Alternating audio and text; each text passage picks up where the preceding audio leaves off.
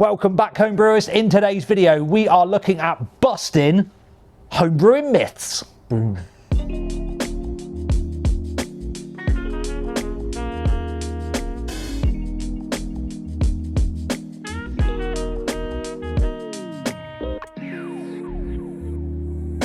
Rob, why are we doing this? Where do these myths come from? Martin, this is really, really important. We need new entrants into the homebrewing hobby. We need it to be as simple as possible for them, but also so they don't make mistakes and it doesn't make it so complicated. There's a lot of nonsense that's been spouted over the years, some of which by me, but it's just not important. Let's concentrate on what's important so these new entrants get it absolutely nailed first time. So where are we going to start, Rob? We're going to start at the very start, which is where homebrewers normally start, and that is extract brewing. So the first myth we're looking at busting, and that is you can't make decent beer with just malt extract. It's nonsense. I've made a great beer with extract. Yeah, I have as well. And there's an important differentiation here. That's a tricky word to say. There's an important difference here, Martin, and that is, let's talk about brewing with extract, brewing with extract, and making an extract kit, because there are differences between those two. And there's also wet and dry extract. Let's just put what we call sticky beer kits. Let's just put those to the one side for a second and talk about making beer with extract, where you're basically boiling it with hops. Doing it in that fashion, you can make some absolutely fantastic beer. In fact, we've actually drunk award-winning beer that's been made purely with extract. Didn't Jamil start off doing this? And that's what it features in Brewing Classic Styles? Exactly, yeah. In fact, the whole book is written with extract in mind, and then a subsection for converting those recipes to all grain. Actually, Martin, sometimes it would appear that there's almost like a hierarchy within the homebrewing hobby, and I think that's a bit of a shame, really. You get people that brew from grain that might have never actually brewed from extract, that kind of look down on doing that as if it can't produce really good beer, and really it can. There's just some rules that have got to be followed. So from my experience, I guess it's going to be all the same kind of rules and principles that we follow with all grain brewing that are just as important to make a good extract beer. Yeah, and actually many of those are going to come out a little bit later within this video when we're talking about even more myths. In my mind, they're going to be things like fermentation temperature, water, attention to yeast health, ensuring you've got vitamins, white amount of yeast, all those type of things, which apply to every single brew to get a good quality beer. Exactly, it doesn't matter how you're brewing your beer, the final product will always come out better if you've taken all of those in mind. Right, here's another one which is a little bit like the extract one. Plastic fermenters. They're bad, they're rubbish. Again, Martin, this is complete and utter nonsense. And plastic fermenters, in fact, relatively recently, plastic fermenters have changed because we've now got PET pressure rated fermenters, but there's nothing wrong with fermenting beer in a standard plastic bucket. It might be a different process than it is than brewing in a stainless steel conical, but the premise of the question is you can't brew decent beer in a plastic fermenter. Total nonsense. Absolute nonsense. I started with a plastic bucket. I still use plastic buckets, even though I've got stainless steel as well. Yeah, exactly. And there's still a really good use for a standard plastic bucket for fermenting. Actually, sometimes here when we're trying to do a test brew, knock it out really quickly, the conical fermenters that we've got are all in use. No problem with fermenting a test batch in a standard plastic bucket. It's super easy. I guess the only thing that can give plastic fermenters a bad reputation is when they're not being replaced in time or not taken care of, you know, scratches, marks.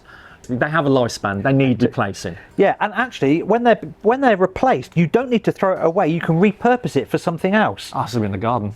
Exactly, for planters, it's quite amazing what they can be repurposed into, but they're so relatively cheap for what they're actually doing for you. Yeah, keep it new, keep it fresh, and it will serve you really, really well. Another classic one for you, and this one has got a few different parts to it. It's like, there's no bubbles in my airlock. Has my beer finished? Or indeed, is my beer fermenting at all? Oh, God, yeah. This goes hand in hand, normally with plastic buckets, actually, because it's normally plastic buckets that have got a bubbler airlock on, and sometimes the lid doesn't seal tight, yeah, which means air can, or CO2 can escape from anywhere in the bucket, not necessarily through the airlock, so you might not see bubbles. But all of that means nothing. Just prove what's going on inside the fermenter by measurement, not by guessing. Yeah, hydrometer, it's the only way to know if your beer is finished, really. There's another couple of things on this. You know, it might be bubbling longer, and what that beer is going to be doing is it's going to be degassing. Yeah, that could be the case. You're never going to know when it's fully finished. Rob, I've got another one for you. Kettle finings, essential. You can't make a good beer without them. Martin, there's a good grain of truth in that, I believe. I would go as far as to say I use it in pretty much, well, I do use it in every single beer that I make, and I believe trying to start off with the clearest wort possible coming from the kettle actually does improve the final flavour of the beer, especially in some styles. I wouldn't dream of making an English style bitter, best bitter, ESB or anything like that without using kettle finings, because you're giving yourself the best opportunity for that beer that should be clear in the final product. That's the style guidelines. You're giving yourself the best opportunity to do that. Look, now, I typically use them if I've got them to hand, but I've also made beers without them, and it's not been a bad beer. I'll use finings on hazy beers, clear beers, all beers. Like you say, getting the best thing out of the kettle into the fermenter is a good step, but you can also let it try and drop out on its own in the kettle, which is a technique you kind of showed me. Yep. That also helps get a better beer into the fermenter. And it also might be the case that actually you're not trying to win competitions, you're just trying to produce a beer that you can sup at home, and that's fine. Yeah. Who are we to say that you've got to be producing clear beer? It's your beer, you make it however you like. I'd even go as far as arguing that there's a more important thing to add in the kettle, and that's yeast nutrient. We're learning more and more about yeast nutrient and just how much of a role it plays in creating that much, much better, if not perfect, fermentation. Use it every single brew. Okay, so we've probably not debunked that myth. They're useful, but they're not essential. No, I use them every time. Yeah, but let's not go over and over again. Let's move on to another one. Yes. I've got all this flour in the bottom of my bag. I'm going to sieve it out. The whole point of, I think, people sieving the flour out of their malt is all to do with them getting stuck sparges, generally using an all-in-one system. So if you are getting stuck mash or sticky sparges, or they're taking ages, that is a process problem. There is a problem somewhere along the line. Now that might be your malt's milled too fine, so you've got a real excess of flour in there. Or you're overstirring it too much at the start. That's a really good one, and there's a really good call for, especially if you're using malts that don't have a husk on. So you're using a lot of wheat malt, for example, and you're adding it, especially if you're adding it at a low temperature to an all-in-one system. It seems to be like the flour does want to drop through in that situation. Not overstirring it is really, really important. It might be other reasons for it as well. You might be using the end of a 25 kilo sack of malt. Oh, so the natural separation of the bag. Natural separation. It's not been shaken up enough, like as you've been using it. There are loads of reasons for this, but find out what the actual reason is behind the stuck sparge. It won't be because you haven't sieved the flour out of your malt. It's there for a reason. Right, let's look at yeast. And the myth is you can never pitch too much yeast. Now, where I think this has come from, and this is coming from almost like a historic point of view within homebrewing, you know, back in the days where liquid and dry yeast were not as good as they are today. You know, you get much smaller vials of liquid yeast, and you have mixed messages on some of the dry yeast, rehydrate, not rehydrate, and use different amounts. I think so. People were just making content and videos and like basically making whopping great big starters, and then just wanging it into their brew. But there's just no need now. Not with the quality of the homebrew yeast we have available to us. It's certainly true that the liquid yeast is produced in a totally different way now, which enables it to be viable for much, much longer. So that is certainly a total difference from when it was vials of yeast back in the day. Now there is a caveat here that when you're producing a lager, because it ferments at a lower temperature, you need a far bigger yeast count that you're pitching. But on an ale, having a larger amount of yeast is not going to offer you anything advantageous.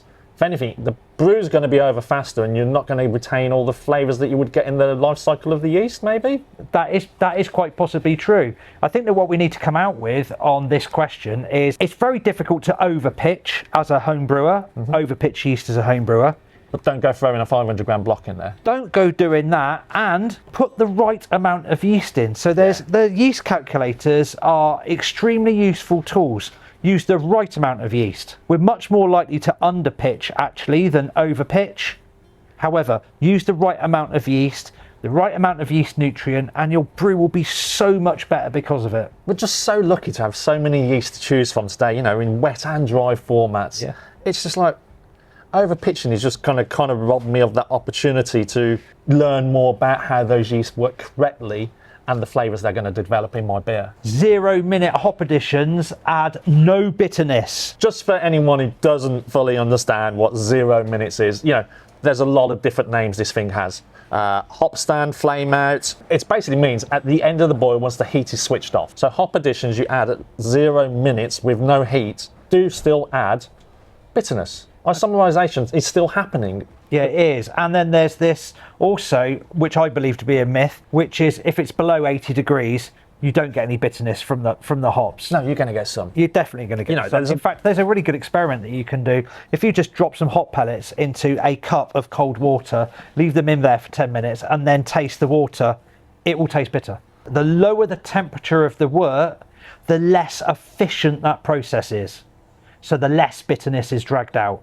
Yeah. But you will still get bitterness. There's a lot of software out there which can help you with this, you know, and there's a lot of maths behind it and lots of different ways to calculate it. And there's still a little bit which is a grey area, but would always strongly recommend use software that will help you plan out your brews and where you add your hops so that you understand the bitterness you're going to get. This is one that we hear a lot when we're out visiting people at beer festivals, chatting to potential customers. You need a lot of space at home to homebrew. You need as much space as you can spare. You know, you can brew on the top of your hob in the kitchen. We've shown that with a video. There's a guy on YouTube, the apartment brewer. He brews in a flat. Yeah. You know, you can use as much or as little space as you've got.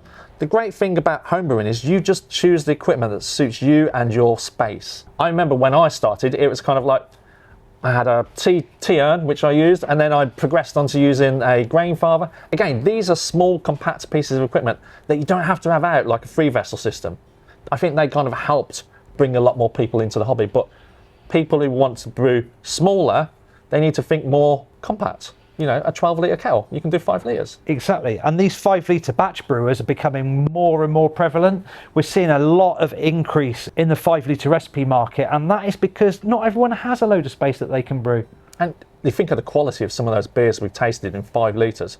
Talking to you, Richard Tunley. Yes. He knocks out some great beers at that scale. Yeah. If you're thinking of getting into homebrewing, really don't let space put you off. If you really have a question about how you get started on a small scale, just drop us a comment below. The brew in the bag homebrew method gives low efficiency. I absolutely love brewing the bag, Martin, and I love it for so many different reasons. One of them being you can get into brewing at home using grain with the minimal amount of equipment. That's one of the best things about it. But also, and again I'm going to say, when we want to knock up a recipe here for a test batch, brew in the bag is super easy. You can get fantastic efficiency using the brew in the bag method, but again, it's down to process, and there's just a slight process difference. Well, how do you ensure that you get that good efficiency then? I normally crush the grain slightly finer than I would do if I was brewing in something like a 3-vessel or even an all-in-one system. I also like to do a recirculation while I'm doing it. So I introduce a pump and I'm recirculating the wort through the grain bag. But doing it that way, using that method, 75% efficiency shouldn't be that difficult on a brew in the bag system. What's more important than a high efficiency is knowing what your efficiency is going to be. So it's consistency. That's the important thing. I know that if I put 5 kilos in at the start, I'm going to come out with roughly 1050. That's the information that is really important to me, not where efficiency is all over the place, because that just causes complications. So it's got nothing to do with squeezing the bag or not then? Don't squeeze the bag. Do squeeze the bag. I don't care what you do with your bag, Martin, but brewing the bag is an excellent way of brewing. So where do you think this myth comes from, Rob?